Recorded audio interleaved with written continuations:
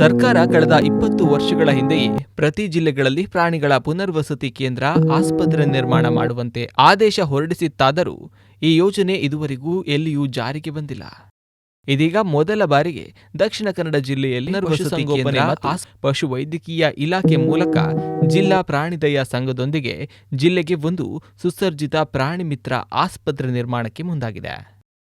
ಈಗಾಗಲೇ ಸರ್ಕಾರದಿಂದ ನಗರದ ಹೊರವಲಯದ ಬೋಂಡಂತಿಲದಲ್ಲಿ 12 ಎಕರೆ ಜಾಗ ಮಂಜೂರಾಗಿದ್ದು 80 ಕೋಟಿ ವೆಚ್ಚದ ನೂತನ ಪ್ರಾಣಿ ಮಿತ್ರ ಆಸ್ಪತ್ರೆ ಮತ್ತು ಪುನರ್ವಸತಿ ಕೇಂದ್ರದ ನೀಲನಕ್ಷೆಯನ್ನ ಮಂಗಳೂರಿನ ಸ್ಪೇಸ್ ಎಡ್ಜ್ ಆರ್ಕಿಟೆಕ್ಟ್ ಆಗಿರುವ ಕಿಶೋರ್ ಶೆಟ್ಟಿಯವರು ನೀಡಿದ್ದು, ಇದರ ನಿರ್ಮಾಣಕ್ಕೆ ದಕ್ಷಿಣ ಕನ್ನಡ ಜಿಲ್ಲೆಯಲ್ಲಿ ಪಶುಸಂಗೋಪನೆ ಮತ್ತು ನೂತನ ಪಶುವೈದ್ಯಕೀಯ ಇಲಾಖೆಯ ಮೂಲಕ ಸಾರ್ವಜನಿಕರಿಂದ ಕೇಂದ್ರದ CSR ನಿಧಿ ಸಂಗ್ರಹ ಮತ್ತು ಸಮಿತಿ ರಚನೆಯಾಗಬೇಕಿದೆ ಎನ್ನುತ್ತಾರೆ ಪ್ರಾಣಿದಯಾ ಸಂಘದ ಸದಸ್ಯರಾದ ಕಟೀಲು ದಿನೇಶ್. ವೈದ್ಯಕೀಯ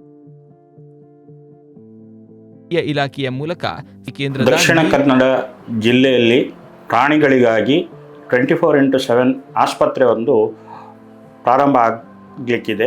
ಇದು ದಕ್ಷಿಣ ಕನ್ನಡ ಜಿಲ್ಲಾ ಪ್ರಾಣಿದಯಾ ಸಂಘದ ವತಿಯಿಂದ ಆಗ್ತದೆ. ಜಿಲ್ಲೆಯಲ್ಲಿ ಬೇರೆ ಬೇರೆ ವೆಟರ್ನರಿ ಡಾಕ್ಟರ್ಗಳು ಅಲ್ಲಲ್ಲಿ ಒಳ್ಳೆಯ ರೀತಿಯಲ್ಲಿ ಟ್ರೀಟ್ಮೆಂಟ್ ಕೊಡ್ತಾ ಇದ್ದಾರೆ. ಪಾಲಿಕ್ಲಿನಿಕ್ ಕೂಡ ಇದೆ. ಆದರೆ 24x7 ಆಸ್ಪತ್ರೆ ನಮ್ಮ ಜಿಲ್ಲೆಯಲ್ಲಿ ಮಾತ್ರ ಅಲ್ಲ, ಪ್ರಾಯಶಃ ಬಹುತೇಕ ರಾಜ್ಯದಲ್ಲಿ ವಿರಳ. ಈಗ ಒಂದು ಊಹನೆ ಮಾಡಿ, ಮನುಷ್ಯರಿಗೆ 24x7 ಆಸ್ಪತ್ರೆ ಬೇಕಾದಷ್ಟಿದೆ. ಅದು ಒಂದು ವೇಳೆ ಇಲ್ಲದಿದ್ದರೆ ಮನುಷ್ಯರ ಡೆತ್ ರೇಟ್ ಎಷ್ಟು ಜಾಸ್ತಿ ಆಗ್ತಿತ್ತು, ಮನುಷ್ಯರು ಎಷ್ಟು ನರಳಾಟ ಮಾಡಬೇಕಾಗಿತ್ತು ಎನ್ನುವಂಥದ್ದನ್ನು ಊಹನೆ ಮಾಡಿ. ಅಂತಹ ಡೆತ್ ರೇಟ್ ಜಾಸ್ತಿ ಮತ್ತು ನರಳಾಟ ಇವತ್ತು ನಮ್ಮ ಜಿಲ್ಲೆಯಲ್ಲಿ ಆ ಪ್ರಾಣಿಗಳಿಗೆ ಆಗ್ತಾಯಿದೆ. ಆದ್ದರಿಂದ ಇದು ತೀರಾ ಅವಶ್ಯಕತೆ ಇದೆ. ಒಂದು ಆಸ್ಪತ್ರೆಯಲ್ಲಿ ಒಂದು ಕಡೆಯಲ್ಲಿ ಅಪಘಾತ ಆಗಿ ಯಾವುದಾದ್ರೂ ಪ್ರಾಣಿಯನ್ನು ಪಾಲಿಕ್ಲಿನಿಕ್ಕಿಗೆ ಕೊಂಡೋದಲ್ಲಿ ಅಲ್ಲಿ ಟ್ರೀಟ್ಮೆಂಟ್ ಮಾಡ್ತಾರೆ ಮತ್ತು ಯಾರು ತರ್ತಾರೋ ಅವರೇ ಅದನ್ನು ವಾಪಸ್ ಕೊಂಡೋಗಬೇಕು. ಸಂಜೆ 5 ಗಂಟೆಗೆ ಪಾಲಿಕ್ಲಿನಿಕ್ ಬಂದಾಗ್ತದೆ. ಆದ್ದರಿಂದ ಅದನ್ನು ಎಲ್ಲಿಗೆ ಕೊಂಡು ಹೋಗೋದು ಅದು ಗೊತ್ತಾಗೋದಿಲ್ಲ.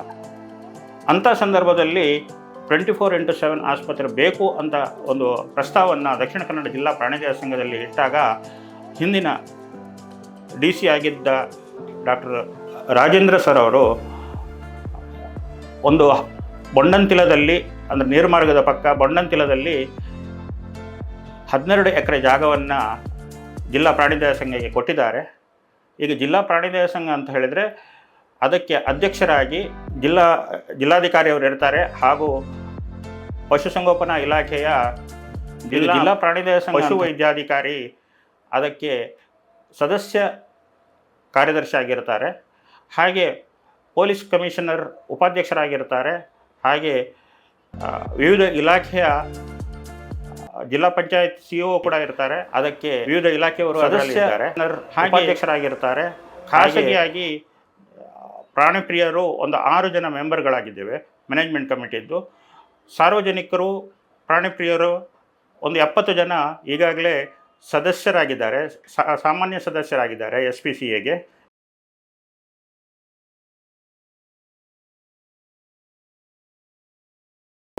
ಇದರ ಮೂಲ ಉದ್ದೇಶ ಒಂದು 70 ಜನ ಸದಸ್ಯರಾಗಿದ್ದಾರೆ, ಸಾಮಾನ್ಯ ಸದಸ್ಯರಾಗಿದ್ದಾರೆ SPCA ಆಗದಂತೆ ನೋಡಿಕೊಳ್ಳುವಂಥದ್ದು ಹಾಗೂ ಗೋಶಾಲೆಗಳ ಒಂದು ಚಟುವಟಿಕೆಗಳನ್ನು ನಾವು ಈ ಒಂದು ಜಿಲ್ಲಾ ಪ್ರಾಣಿದಯಾ ಸಂಘದಲ್ಲಿ ಮಾಡ್ತಾ ಇದ್ದೇವೆ. ಇದರೊಂದಿಗೆ ಪ್ರಾಣಿಗಳ ಪುನರ್ವಸತಿ ಕೇಂದ್ರ ಚಟುವಟಿಕೆ ಮಾಡುವರೆ ನಾವು ಈ ಹಿಂದಿನ ಜಿಲ್ಲಾಧಿಕಾರಿಗಳಲ್ಲಿ ಮನವಿ ಸಲ್ಲಿಸಿದಾಗ 2022ರಲ್ಲಿ ಆಗಿನ ಜಿಲ್ಲಾಧಿಕಾರಿಗಳಾದಂಥ ಮಾನ್ಯ ಡಾಕ್ಟರ್ ರಾಜೇಂದ್ರ ಕೇರಿಗಳಲ್ಲಿ ಮನವಿ ನಮ್ಮ ನೀರುಮಾರ್ಗ ಪಂಚಾಯತ್ ವ್ಯಾಪ್ತಿಯ ಬೊಂಡಂತಿಲ ಗ್ರಾಮದಲ್ಲಿ 12.04 ಎಕರೆ ಜಾಗವನ್ನು ಈ ಒಂದು ಪ್ರಾಣಿ ಮಿತ್ರ ಆಸ್ಪತ್ರೆ ಮತ್ತು ಪುನರ್ವಸತಿ ಕೇಂದ್ರ ಮಾಡುವರೆ ಕಾಯ್ದಿರಿಸಿ ನಮಗೆ ಕೊಟ್ಟಿರುತ್ತಾರೆ.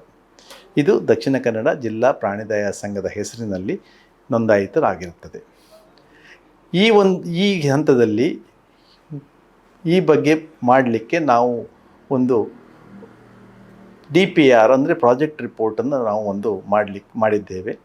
ಅದರಲ್ಲಿ ಯಾವ್ಯಾವ ಅಂಗಗಳು ಬರಬೇಕು, ಪ್ರಾಣಿ ಮಿತ್ರ ಆಸ್ಪತ್ರೆ ಹಾಗೆ ಪುನರ್ವಸತಿ ಕೇಂದ್ರ ಹಾಗೆ ಒಂದು ಪ್ರಾಣಿಗಳ ಸ್ಮಶಾನ ಕ್ರಿಮೆಟೋರಿಯಂ ಮಾಡಲಿಕ್ಕೂ ಕೂಡ ನಾವು ಒಂದು ಪ್ಲ್ಯಾನ್ ಮಾಡಿಕೊಂಡು ಒಂದು ಪ್ರಾಜೆಕ್ಟ್ ರಿಪೋರ್ಟನ್ನು ನಾವು ಪ್ರಾಣಿದಯಾ ಸಂಘದಿಂದ ಮಾಡಿದ್ದೇವೆ.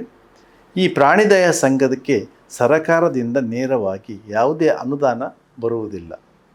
ಆ ನಿಟ್ಟಿನಲ್ಲಿ ಈ ಒಂದು ಪ್ರಾಣಿ ಮಿತ್ರ ಆಸ್ಪತ್ರೆ ಪುನರ್ವಸತಿ ಕೇಂದ್ರ ನಿರ್ಮಾಣಕ್ಕೆ ನಮಗೆ ಸರ್ಕಾರದ ಯಾವುದೇ ಅನುದಾನದ ಲಭ್ಯತೆ ಇಲ್ಲದೇ ಇರುವುದರಿಂದ ಖಾಸಗಿ ಸಹಭಾಗಿತ್ವದಲ್ಲಿ ನಾವು ಮಾಡಬೇಕಾದ ಅನಿವಾರ್ಯ ಮಿತ್ರ ಆಸ್ಪತ್ರೆ. ಆ ನಿಟ್ಟಿನಲ್ಲಿ ನಾವು ಈಗಾಗಲೇ ಈ ಬಗ್ಗೆ ಒಂದು ಪ್ರತ್ಯೇಕವಾದ ಖಾತೆಯನ್ನು ತೆರೆದು ಅದಕ್ಕೆ ನಾವು ATG ಅಂದರೆ ಸಾರ್ವಜನಿಕರ ಹಣ ತೆಗೆದುಕೊಳ್ಳಲಿಕ್ಕೆ ಅವಕಾಶ ಮಾಡಿಕೊಳ್ಳಲಿಕ್ಕೆ ATG ಅನ್ನು ಮಾಡಬೇಕಾದ ಅನಿವಾರ್ಯತೆ ಪಡೆದಿರ್ತೇವೆ.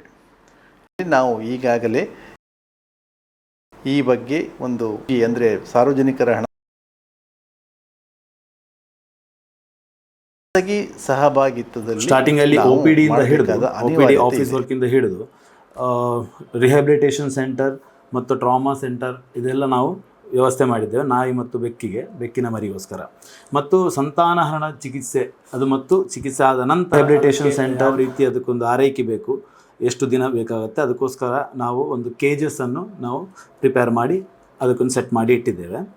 ಸೊ ನಂತರ ಎಕ್ಸ್ಪೆನ್ಷನ್ ಏರಿಯಾ ಕೂಡ ಇದೆ. 56,000 ಸ್ಕ್ವೇರ್ ಫೀಟ್ ಹತ್ರ ಎಕ್ಸ್ಪೆನ್ಷನ್ ಏರಿಯಾ ಇದೆ. ಮುಂದಿನ ಅದು ಪ್ಲ್ಯಾನ್ ನಂತರ ಮೇಕೆ ಅಥವಾ ಯಾವುದಾದ್ರೂ ಬೇರೆ ಪ್ರಿಪೇರ್ ಮಾಡಿ ಅನಿಮಲ್ಸ್ ಬಂದರೆ ಅದಕ್ಕೂ ಕೂಡ ವ್ಯವಸ್ಥೆ. ಎಕ್ಸ್ಪೆನ್ಷನ್ ಏರಿಯಾ ಕೂಡ ಇದೆ. 56,000 ಏರಿಯಾವನ್ನು ಇಟ್ಟಿದ್ದೇವೆ. ಈ ರೋಗಗ್ರಸ್ತ ಪ್ರಾಣಿ ಅಂದರೆ ಈ ಪಾರೋ ಆಗಿರ್ಬೋದು ಅಥವಾ ರೇಬಿಸ್ ಆಗಿರ್ಬೋದು, ಇಂತಹ ಪ್ರಾಣಿಗಳಿಗೂ ಸಪ್ರೇಟ್ ಆಗಿ ಅದಕ್ಕೊಂದು ವ್ಯವಸ್ಥೆ ಮಾಡಿ ಏರಿಯಾವನ್ನು ಇಟ್ಟು ಅದಕ್ಕೂ ಇದಕ್ಕೂ ನಾವು ಎಷ್ಟು ಡಿಸ್ಟೆನ್ಸ್ ಬೇಕೋ ಆ ಡಿಸ್ಟೆನ್ಸ್ ಕೂಡ ಮೇಂಟೈನ್ ಮಾಡಿದ್ದೇವೆ.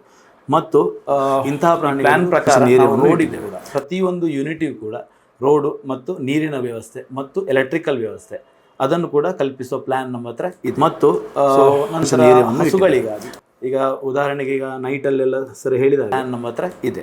ಒಂದು ಹಸುವಿಗೆ ಏನಾದರೂ ಪ್ರಾಬ್ಲಮ್ ಆದ್ರೆ ಕೊಂಡೋಗಬೇಕು ಅನ್ನುವಂಥ ವ್ಯವಸ್ಥೆ ಇರಲಿಲ್ಲ. ಸೊ ಅದಕ್ಕೋಸ್ಕರ ಅದನ್ನು ಕೂಡ ಮನಗಂಡು ಅದಕ್ಕೋಸ್ಕರ ಆ ದನಕ್ಕೋಸ್ಕರ ಸಪ್ರೇಟ್ ಆಗಿ ಒಂದು ಹಸುವಿಗೆ ಏನಾದರೂ ಪ್ರಾಬ್ಲಮ್ ಆದರೆ ಅದರಲ್ಲಿ ಏನು ಬರ್ತದೆ ಅಂದರೆ ಬಂದ ಪರ್ಮನೆಂಟ್ ಡಿಸೀಸ್ ಪ್ರಾಬ್ಲಮ್ ಆದ ಜನಗಳಿಗೂ ಕೂಡ ವ್ಯವಸ್ಥೆ ನಾವು ಕಲ್ಪಿಸ್ತಾ ಇದ್ದೇವೆ. ನಂತರ ಹಸುವಿಗೆ ಟ್ರೀಟ್ಮೆಂಟ್ ಮಾಡಿ ಅದನ್ನು ಸ್ವಲ್ಪ ಆರೈಕೆ ಮಾಡುವಂತಹ ಪ್ರಾಬ್ಲಮ್ ಇದೆ ಅದನ್ನು ನಂತರ ಪಕ್ಷಿಗಳಿಗೂ ಅಷ್ಟೇ, ಪಕ್ಷಿಗಳು ಮತ್ತು ಒಂದು ಹಸುವಿಗೆ ಮೇಕೆ ಇಂಥದ್ದು ಪ್ರಾಣಿಗಳು ಕೂಡ ವ್ಯವಸ್ಥೆ ಇದೆ. ಇದು ಈ ಟೋಟಲ್ ಪ್ಲ್ಯಾನಲ್ಲಿ ಈ ಗ್ರೇವ್ ಯಾರ್ಡ್ ಮತ್ತು ಕ್ರಿಮೇಷನ್ ಏರಿಯಾವನ್ನು ಕೂಡ ನಾವು ಮೆನ್ಷನ್ ಮಾಡಿ ಇಟ್ಟಿದ್ದೇವೆ. ಆಡು ಮೇಕೆ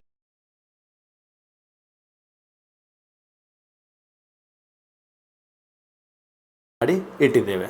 ಒಟ್ಟಿನಲ್ಲಿ ಜಿಲ್ಲೆಯಲ್ಲಿ ಪ್ರಾಣಿಗಳ ಪುನರ್ವಸತಿ ಮತ್ತು ಕಾರ್ಯಾಚರಿಸುವ ಆಸ್ಪತ್ರೆ ತೀರಾ ಅಗತ್ಯ ಇದ್ದು, ದಕ್ಷಿಣ ಕನ್ನಡ ಜಿಲ್ಲಾ ಪ್ರಾಣಿದಯ ಸಂಘಗಳ ಬಹುದಿನದ ಬೇಡಿಕೆ ಈಡೇರಿದಂತೆ ಆಗಲಿದೆ. ಆಸ್ಪತ್ರೆ ತೀರಾ ಅಗತ್ಯ ಇದ್ದು ಪ್ರಾಣಿದಯ ಸಂಘಗಳ ಬಹುದಿನದ ಬೇಡಿಕೆ